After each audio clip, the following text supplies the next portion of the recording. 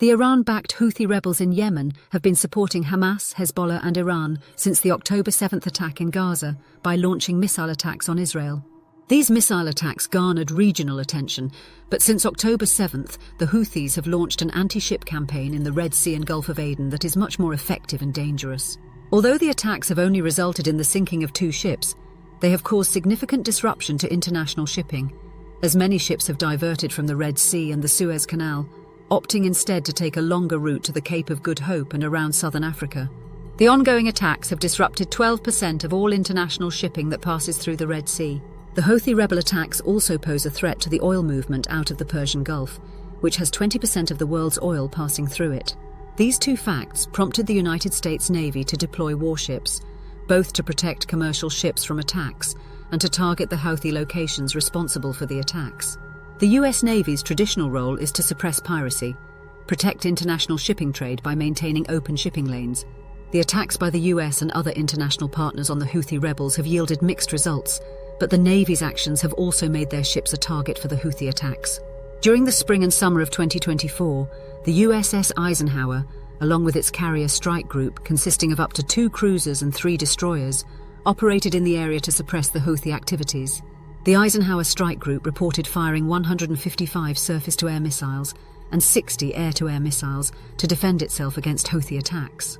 The Eisenhower strike group also launched 555 air-to-surface or cruise missiles against the Houthis.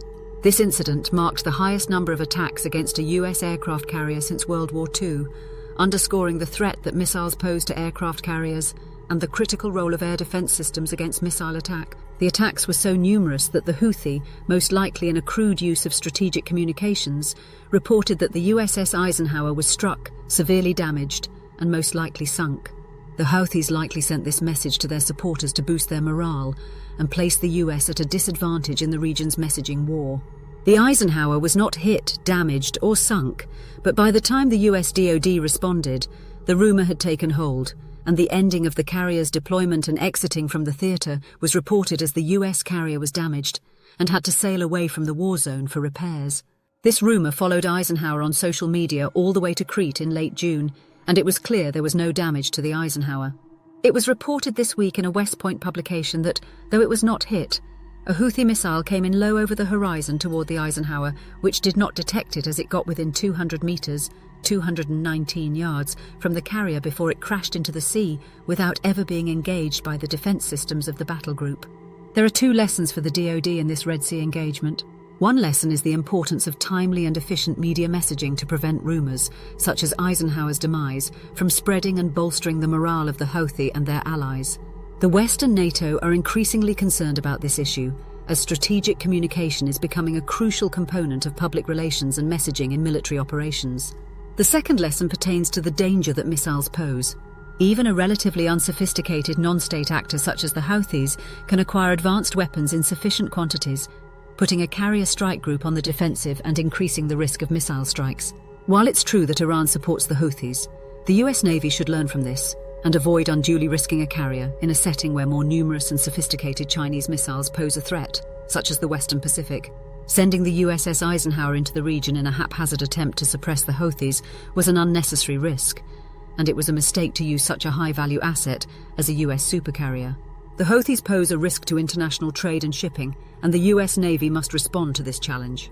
It would have been better to commit the carrier as part of an operation to exert overwhelming force and consider deploying an MEU or an ARG along with the Eisenhower against the Houthis, not to occupy Yemen or their strongholds, but to destroy their capability on the ground that air and missile strikes alone have been unable to destroy.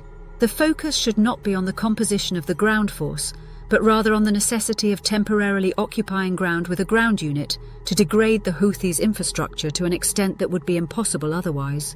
It is crucial for political leaders to consider the consequences of sending a carrier on a mission in a geographically limited area, subjecting it to repeated attacks, without having the political will to escalate the force used to end the threat.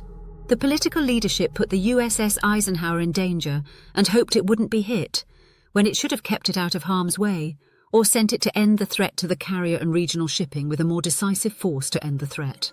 Consider this incident as an example of how the crew's skill, the weapons, and a bit of luck prevented a successful attack on a U.S. carrier.